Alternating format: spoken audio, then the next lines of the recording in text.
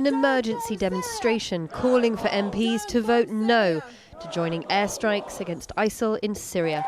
Though passionate, they're unlikely to sway the decision. Prime Minister Cameron said he wouldn't call a vote unless victory was assured. The case for bombing, he says, is one of security and solidarity. We'll be acting with our allies. We will be careful and responsible as we do so. But in my view, it's right to do this to help to keep our country safe. The action we are taking is part of a broader strategy, a political strategy, a diplomatic strategy, a humanitarian strategy. The debate is dividing the nation and the opposition Labour Party, whose leader has made opposing military action his life's work. That military action is going to kill civilians in Raqqa.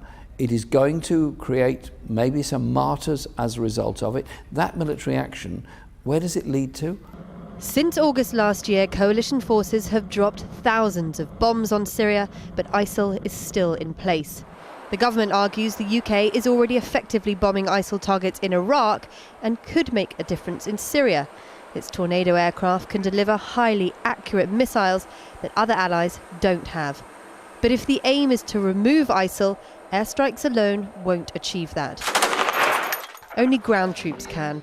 Prime Minister Cameron says there are 70,000 Free Syrian Army fighters who can retake territory, but those numbers are disputed.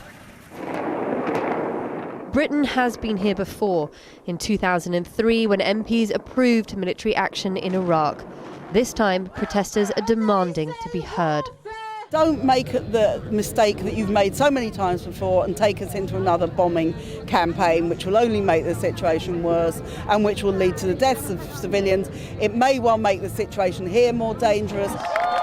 People here fear there is no coherent strategy on the table for defeating ISIL, no end game. And like many MPs, they believe that Britain's energy would be better channeled into finding a political solution to solving the civil war in Syria. 2 years ago, David Cameron urged MPs to authorise attacks against Assad's regime in Syria. That vote was defeated. This time, though the target has changed, it's expected to pass, and bombing could start within days. Charlie Angela, Al Jazeera, London.